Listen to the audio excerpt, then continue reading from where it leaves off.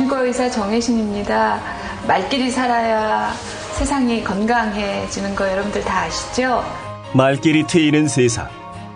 여러분도 조합원으로 함께 만들 수 있습니다. 대한민국 언론의 구원투수 국민TV.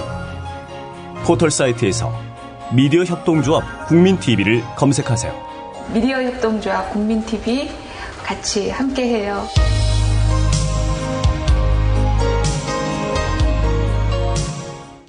더불어 행복한 세상 너와 나의 꿈이 눈앞에 국민TV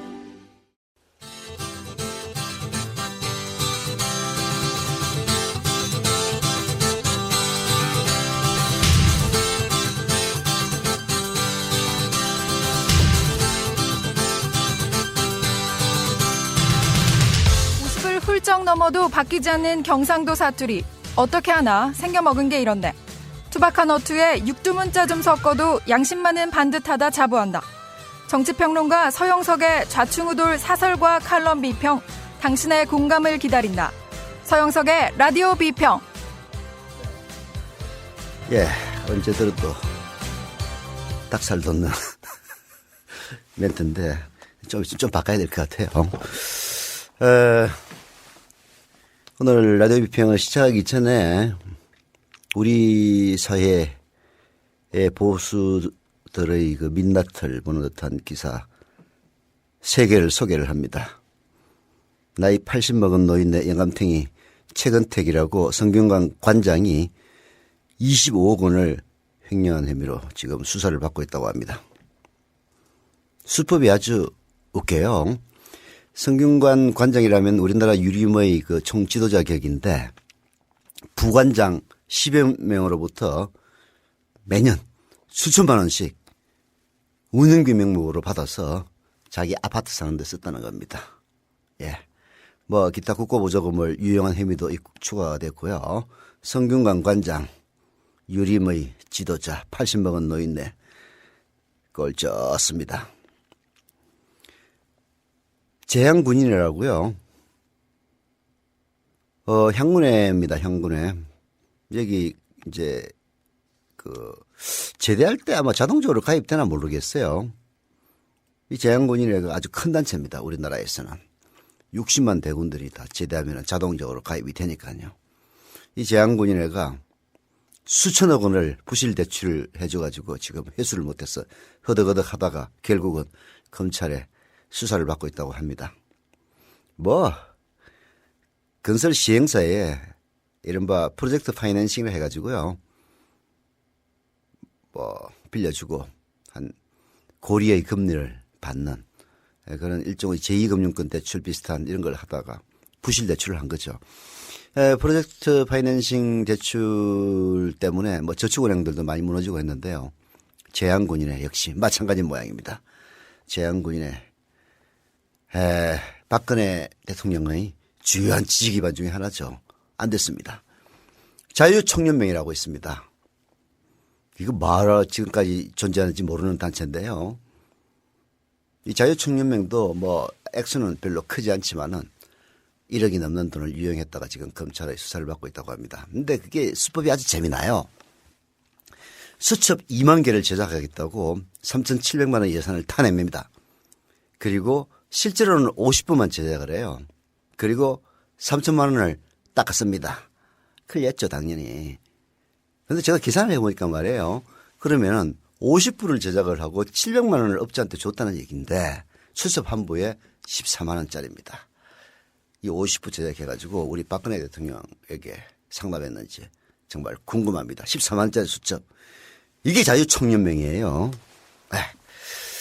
이런 재미있는 참 그렇지만은 한마디로 우리 사회의 보수 세력의 민낯을 보는 듯한 뉴스가 사람을 슬프게 만듭니다. 보수는 깨끗하고 그리고 사람들에게 뭔가 모범이 되는 그런 점을 갖고 있어야 진정한 보수입니다. 우리 사회 보수들은요. 그야말로 개 같은 보수들이에요. 개가 아니지 쥐 같은 보수들이에요. 쪽팔린 줄 알아야 됩니다. 예, 서영서의 라디오 비편 오늘 시작합니다. 함께하고 계신 방송은 정치평론가 서영석 미디어 협동조합 이사가 진행하는 라디오 비편입니다. 네, 어제 제가 사실은 정치 토크에서 얘기한 바가 있는데요. 개성공단 결국은 북한이 철수하라고 최후 통첩을 한 모양입니다. 아시다시피 개성공단은 2003년 남북 화해의 상징으로 만들어진 곳이죠. 금강산 관광에 이어서. 그때는 뭐 2천만 평이 넘는 대지 위에 100만 명이 수용하는 남북 자유도시로 만들겠다는 그런 아주 거창한 목표를 세우고 출범을 했는데요. 사실 개성공단에는 우리나라 중소기업들이 대부분 입주해 있습니다. 123개 기업이 들어가 있는데요. 대부분 노동집약적인 산업들입니다. 노동집약적이라고 하면 일손이 많이 가는 사업들이에요. 우리나라 인건비 비싸지 않습니까? 그래서 일손이 많이 가는 그런 산업들은 국내에서 인건비 때문에 경쟁력이 없습니다. 그래서 외국으로 가는데요. 사실 중국에서 가장 임금이 싸다는 동북 지역의 1인당 월 200달러보다도 더 싼 곳이 개성공단입니다. 월 110달러만 주면 되거든요. 그래서 우리나라 중소기업들이 대부분 들어가 있습니다. 그리고 우리나라 노친네들이 입고 다니는 등산복 있죠? 예. 그 대부분 개성공단에서 만드는 게 많습니다. 연간 지금 생산액도 5천억 원이 넘는데요. 이걸 일방적으로 북한이 폐쇄하겠다는 통보를 한 모양입니다. 이래서는 안 되죠. 안 됩니다. 그래서 한겨레신문을 곧 한겨레신문의 사설을 소개해 드리려고 하는데요.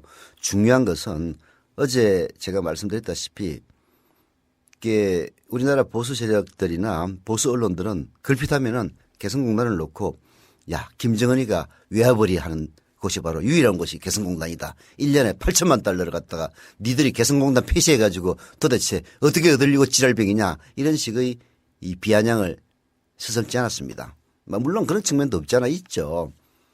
그러나 북한도 완전히 병신들은 아니에요.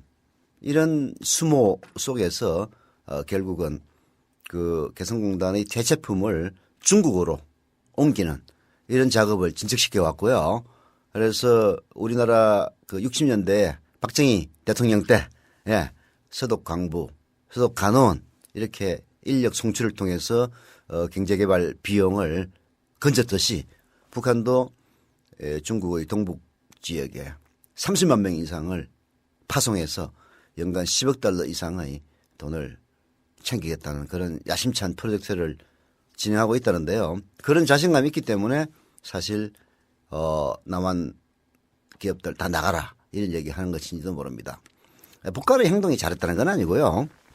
이 사설에서도 지적을 합니다마는 중요한 것은 이런 식으로 가면은 결국은 남북 화해 운운해가지고 그 과실은 중국이 다 먹는 결국은 죽수숙 해주는 그런 일을 하지 않을까 걱정이 되는 거죠. 자, 한겨레신문의 사설을 한번 소개를 해드립니다. 북한 당국이 어제 개성공단에서 일하는 북쪽 노동자들을 전부 철수시키고 개성공단 사업장을 잠정 중단한다고 발표했다. 2003년 착공해 이듬해 첫 제품을 반출한 이후 이런 일은 처음이다. 10년 만에 개성공단 사업이 북쪽의 일방적 조처에 의해 최대 위기를 맞은 것이다. 북쪽은 무모한 결정을 철회하고 즉각 공단 가동을 정상화해야 마땅하다. 북쪽의 이번 조처는 전혀 합리적이지 않다. 김양건 노동당 대남 담당 비서는 남조선 당국과 군부 호전광들이 우리의 존엄성을 모독하면서 개성공업 지구를 북침 전쟁 도발의 열점으로 만들어 보려고 한다고 주장했다. 이는 아무런 근거가 없다. 박근혜 정부는 개성공단 유지 발전 방침을 분명히 해왔으며 국제화 계획까지 밝힌 바 있다. 김관진 국방부 장관이 언급했다는 인질 구출 작전을 빌미로 삼은 것도 억지다. 북쪽이 개성공단에서 일하는 남쪽 관계자들을 장기간 억류하는 상황이 발생하지 않는다면 인질 구출 작전 따위는 있을 수가 없다. 그가 개성공단은 북한의 달러박스라는 남쪽 보수 세력의 주장을 거론한 것도 상식적이지 않다. 지금은 오히려 박근혜 정부가 그렇듯이 보수 세력도 대부분 개성공단의 필요성과 가치를 인정하는 상황이다. 네. 북한의 주장은 전혀 합리적이지 않은 것은 사실이죠. 북한과 미국의 갈등, 물론 미국이 키 리졸브 작전 이후, 키 리졸브 훈련 이후에 B2, B-52 포격기를 한반도 상경에 출격시키고 뭐 하는 것들이 결국은 우리 정부와의 교감 속에서 일어난 일이긴 합니다만은 북한이 이렇게 민감하게 나오기 시작한 것은 결국은 핵 잠수함 트라이던트4라든지 핵을 탑재하고 폭격할 수 있는 B-52 혹은 B-2 스텔스 이런 등등의 폭격기 한반도 상공 출격이 이제 빌미가 됐죠. 결국은 북미 간의 감정 대립, 핵무장을 둘러싼 북미 간의 감정 대립과 외교적 대립의 그 후폭풍을 남한이 온팍 뒤집어 쓰고 있는 그런 상황입니다. 그래서 그 북한의 대남 노동당 비서라는 자가 와가지고 한 이야기들은 전혀 합리적인 이야기는 아니죠. 물론 이런 그런 일부 맞긴 합니다. 개성공단은 북한이 달러박스다. 이건 뭐 보수 세력이라기보다는 조중동 보수 언론들의 주장이에요. 보수동 조주 언론은 뭐 사실 북한이 뭐 우리 편은 아니니까 그 이제 이런 보수 언론들은 북한을 기본적으로 적이라고 규정을 합니다. 그래서 비아냥을 서슴지 않아요. 야, 김정일이 유흥비가 어디서 나왔겠니? 그 달러가 어디서 나왔겠냐고 개성공단에서 연간 8천만 달러 갖다 바치니까 나온 거 아니야? 이런 식의 얘기를 합니다. 사실 이런 얘기하면은 개성공단 입주 기업들 기분 나쁘죠. 개성공단 입주 기업들은 세상에서 가장 싼 임금으로 그리고 양질의 노동력을 부리는 개성공단 결코 부정적으로 보지 않습니다. 결국은 대가를 지불하고 아주 싸게 대가를 지불하고 봉제품을 만들어서 그걸 해외 수출해 가지고 혹은 국내에 팔아서 더 큰 돈을 버는 거예요. 이런 상황인데도 불구하고 마치 개성공단이 김정일이나 혹은 그 일가들 3대 세습한 그 애송이 독재자의 유흥비 충당하는 그런 창구인 것처럼 비아냥거린 것이 아마 북한으로서는 뼈아팠던 일인지도 모릅니다. 대부분 그래요. 사람들이 진실을 얘기하면은 화를 냅니다. 개성공단이 북한의 달러박스다라고 보수 언론이 비아냥거리는 것을 북한의 그 대남 비서란 자가 화를 낸 걸 보니까 사실인가 봐요. 그렇다 해서 사실 입 밖으로 낼 이야기는 아닙니다. 우리가 박근혜 대통령에 대해서 술자리에서 이런저런 이야기를 한다고 해서 그것을 공식적인 자리에서 이야기하지는 않습니다. 이명박에 대해서도 쥐새끼라고 술자리에서 얘기할지언정 현직 대통령으로 있을 때는 바깥으로 얘기하지는 않습니다. 이런 것이거든요. 여하튼 이제 그런 그 북한이 기분 나빠할 그런 이유는 충분히 있습니다만은 그렇다고 해서 북미 간의 대립을 남한을 통해 해소하려는 자세는 결코 올바르지가 않죠. 한겨레신문 사설을 계속합니다. 북쪽은 전반적인 위기 수준을 높이기 위해 이번 조처를 취한 것 같다. 군사적인 대치를 중심으로 한 위기 상황에서 비군사적인 개성공단 카드를 쓴 것이다. 이는 큰 잘못이다. 위기와 무관한 민간 부문을 인질로 활용한 것이나 다름없기 때문이다. 북쪽은 앞으로 사태가 어떻게 될지는 전적으로 남쪽 당국의 태도 여하에 달렸다고 했는데 개성공단 사업과 관련해 남쪽 당국의 어떤 태도를 말하는 건지 이해가 되지 않는다. 무엇이든 위협용으로 쓸 수 있다는 시기여서는 남북 사이의 기본적인 신뢰도 흔들리게 된다. 개성공단은 남북 정상이 합의해 만든 곳이다. 그동안 남북 사이 무력 충돌이 있을 때도 가동된 사실에서 알 수 있듯이 남북이 함께 상품을 생산하는 곳을 넘어서 한반도 평화와 남북 관계 증진에 기여하는 핵심 수단이기도 하다. 이런 상생공영의 사업을 일방적으로 중단한다는 것은 기존의 모든 약속을 깨버리는 것과 다를 바 없다. 이런 태도로는 6.15 공동선언과 14 정상선언에 대한 존중을 말할 자격이 없다. 개성공단에는 남쪽 사람들뿐만 아니라 5만 3천 명의 북쪽 노동자가 함께 일하고 있다. 북쪽 당국은 이들의 일자리까지 뺏으려 하는 것이다. 북한이 개성공단을 인질로 삼으려고 하는 그런 태도는 결코 올바르지는 않습니다. 어쩌면은 그 29살 먹은 김정은으로의 권력 승계를 무사히 하기 위해서 외부의 위협을 과장하고 이를 통해서 내부의 결속을 다지려는 그런 전형적인 독재국가의 수법인지도 모르죠. 문제는 한반도에서 북한과 혹은 주변 강대국 특히 미국과의 대립을 남한 즉 대한민국의 손으로 통제할 수 있어야 한다는 점, 이것이 이 대북 외교의 핵심이 되어야 합니다.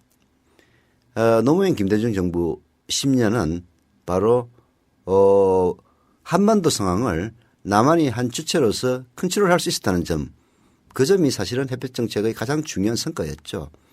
박근혜 대통령이 보다 온건하고 보다 진일보한 대북 정책을 견제 나간다는 약속이 진실이라는 점을 국민들에게 보여주려면은 바로 이런 위기 상황에서 상황을 통제할 수 있는 그 무언가를 해야만 합니다. 그것이 대북 특사 파견이든 아니면 또 다른 조처가 되든 그러기를 빕니다. 한 가지 얘기를 하고 계속해야 되겠네요. 사는 지주회장에 내정된 사람의 홍기택이라고 있습니다. 이 양반 얘기를 좀 해야 될 것 같아요. 이 홍기택이라는 사람은 삼성카드 사회이사로 무려 8년간을 재직을 하면서 각종 매체에 삼성을 옹호하는 혹은 재벌이 금융산업에 진출해도 된다는 식의 칼럼을 무차별로 기고했던 자입니다. 저는 금산법 완화에 대해서 홍기택류의 주장이 존재할 수 있다고 생각은 합니다. 대한민국은 사상의 자유가 있는 나라고 표현의 자유가 있는 나라니까. 문제는 삼성의 사회이사를 8년간 재직하면서 삼성의 이익을 대변하는 그런 칼럼들을 마치 중립적인 것처럼 각종 언론에 기고했던 이런 인간이 다른 것도 아닌 사는 지주의 회장으로 취임한다는 이런 발상이 놀라울 뿐이기 때문입니다. 오늘 한겨레신문 경제면을 보니까요. 삼성 거수기 홍기택의 과거 이렇게 해가지고 기사가 쭉 나와 있는데요. 아주 사람 뒤로 자빠지게 만들었습니다. 뒤로 자빠지면 뇌진탕 걸립니다. 대한민국 국민들을 뇌진탕 걸리게 만드는 인사입니다. 사실 금융자본에 산업자본이 진출하는 것은 결코 바람직스럽지 못합니다. 자본주의 발달사에서 이 금융자본화 하는 순간 이 뒤로 자빠지기 시작합니다. 모든 것들이. 그래서 엄격하게 금산 분리를 시키는데요. 이거를 풀어줘야 된다고 그렇게 울고불고 했던 거수기 아저씨를 사는 지주회장으로 내정해 놓은 박근혜 대통령의 머릿속이 과연 어떤 구조로 되어 있는지 궁금할 따름입니다. 삼성 거수기 홍기택의 과거, 이 기사를 한번 읽어보기를 권유드리면서 오늘은 두 번째 비평은 홍준표 이야기입니다. 경향신문에 아주 재미있는 기사가 났어요. 홍준표에게서 오세훈이 보인다라는 기사입니다. 그 서두 부분을 우리 김희주 아나운서가 읽어드리겠습니다. 진주의료원 폐쇄를 추진 중인 홍준표 경남지사가 오세훈 전 서울시장의 전철을 밟는 게 아니냐는 말이 나오고 있다. 홍 지사의 여론과 당 입장을 무시한 밀어붙이기가 오 전 시장의 무상급식 주민투표 강행과 닮았다는 것이다. 당장 새누리당에선 표면적 불개입 입장과 달리 홍 지사에 대한 불만이 끓고 있다. 네. 박원순 시장이 오늘 페이스북인가요? 네, 거기 한마디 했다가 보수 언론들의 총공격을 받고 있더라고요. 사람이 꽃보다 더 아름답다. 무슨 얘기냐면요. 중구청이 쌍용차 등 이른바 농성촌을 철거하고 그 자리에 화단을 조성한 것을 놓고 사람이 꽃보다 더 아름답다라고 한마디를 했습니다. 여기에 보수 언론들이 법이 사람보다 더 아름답다는 식으로 이렇게 연맹을 떨고 있던데요. 바로 이 박원순 시장을 탄생시켰던 주역이 바로 오세훈의 무상급식 마케팅입니다. 이 노이즈 마케팅을 펼쳐가지고 자기 배를 자기 칼로 찔러서 사망하시고 그 사망한 자리에 박원순 시장이 등장을 했죠. 지금 새누리당의 지도부들은 홍준표가 진주 어려운 폐업을 강행하는 것을 놓고 저 인간 또 이 오세훈 짱나는 거 아니야? 라는 이야기를 하고 있다는 것이죠. 조금 더 읽어볼까요?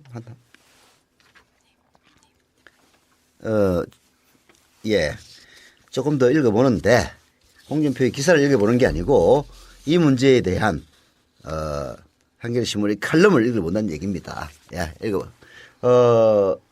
신영전 한양대 의대 교수의 박근혜표 복지 이꼬르 홍준표라는 칼럼입니다. 여전히 박근혜표 복지가 뭔지 몰라 헤매던 차에 드디어 이를 명확히 보여줄 수 있는 사태가 발생했다. 새누리당 대표를 지낸 홍준표 경남도지사의 진주의료원 폐쇄 결정이다. 지방의료원 지방거점 공공병원을 활성화하겠습니다. 힘없고 가진 것 없는 사람들부터 꼼꼼히 챙기겠습니다. 어렵다고 최소한의 사회 안전망을 줄여서는 안 됩니다. 이 말은 누가 한 말일까? 앞의 말은 박근혜 대통령의 대선 공약이고 뒤의 말은 홍준표 도지사의 취임사다. 의회를 권력의 들러리로 만드는 것도 닮았다. 홍준표 도지사도 환자에 대한 퇴원 조치와 의료진에 대한 해고 예고 통지를 먼저 한 후 뒤늦게 경남도 의회에서 관련 조례 개정안을 통과시키려 하고 있다. 의료원 폐쇄 이유도 적자에서 강성노조로 말을 바꿨다. 네.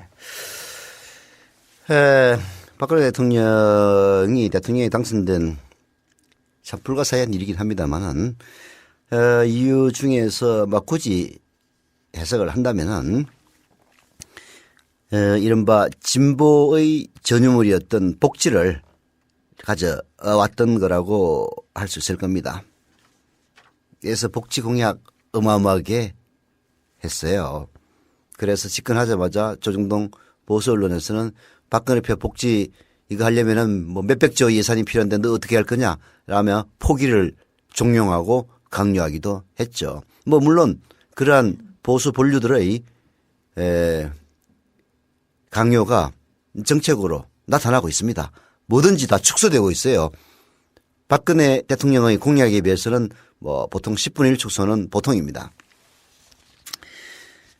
지방의료원과 지방거점 공공병원을 활성화하겠다는 그런 약속을 결국은 홍준표식의 어려운 폐업으로 국민들이 뒤통수를 지금 치고 있는 거죠. 자, 신영정 교수의 칼럼을 계속 읽어보겠습니다. 이런 와중에 아픈 서민의 대변자가 돼야 할 보건복지부 장관의 얼굴은 보이지 않는다. 대통령께 업무 보고해 가슴 벅찬 감동을 표했던 그의 감수성은 아픈 서민들에 대해서는 작동하지 않는 걸까? 경제협력개발기구 국가의 평균 공공병상 비율은 70%가 넘고 복지국가 스웨덴, 노르웨이는 90%가 넘으며 미국도 30%에 달한다. 그런데 겨우 10%도 안 되는 공공병상을 가진 나라에서 도립병원 하나 유지 못하고 몇 개 안 되는 공공병원조차 지켜내지 못하는 지방관, 장관, 대통령은 지도자로서 자격이 없다. 더욱이 작금의 진주의료원 사태는 크게 보면 서민의 건강보다 민간보험회사와 공급자들의 이익을 우선하려는 의료 민영화 정책이다. 의료 민영화 정책이 휩쓸고 간 자리, 공공의료는 무너지고 영적 병원과 영리적 병원과 민간보험이 득세하는 곳에서 의료비는 하염없이 오를 것이다. 이제 돈 없는 서민이 슈퍼마켓에서 실과 바늘을 사서 직접 자신의 찢어진 상처를 꿰매야 하는 날이 멀지 않았다. 의료비에 대한 통제 능력을 상실한 정부가 무슨 방법으로 의료보장 수준을 공약대로 높이겠는가? 급박하고 절박하다. 암과 싸우는 것만으로 힘에 겨운 김씨 할머니, 이씨 할아버지가 병원 폐쇄로 불안에 떨고 있다. 지금 홍준표 도지사의 오기를 잡을 수 있는 건 대통령뿐이다. 이를 저지하지 못한다면 단언컨대 박근혜표 복지는 홍준표다. 네.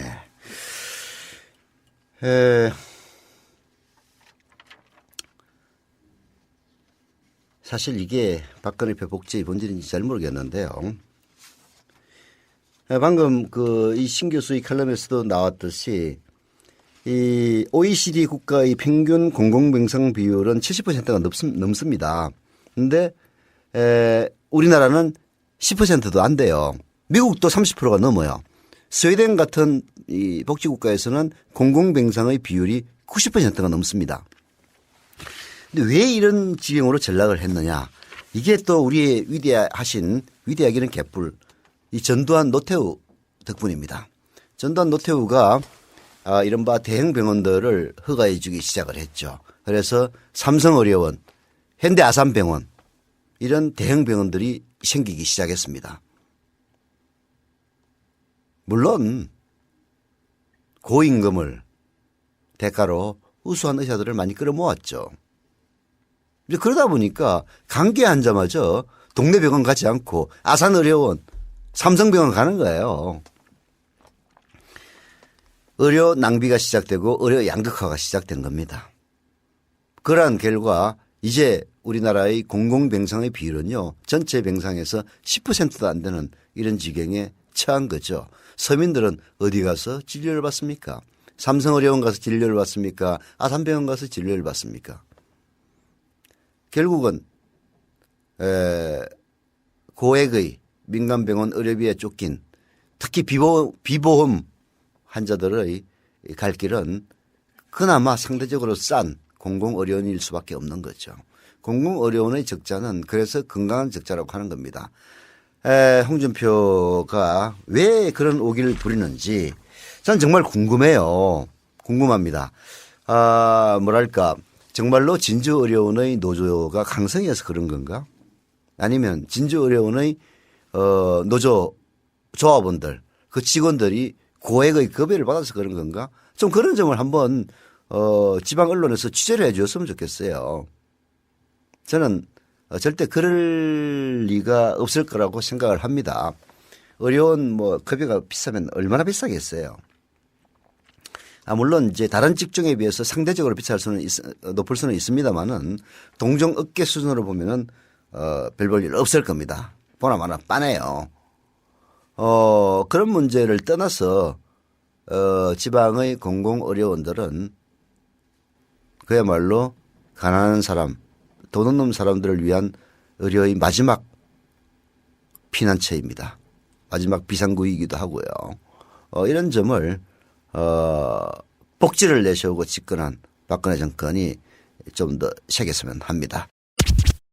네, 여러분들이 듣고 있는 국민TV 라디오는 이 팟빵닷컴의 서버를 통해서 나갑니다.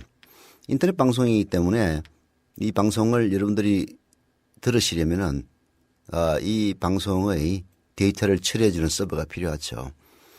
당연히 국민TV가 본격적으로 출범을 하게 되면은 그 서버도 국민TV가 직접 관장을 하겠습니다만은 시험 방송을 급히 하느라 팟빵닷컴의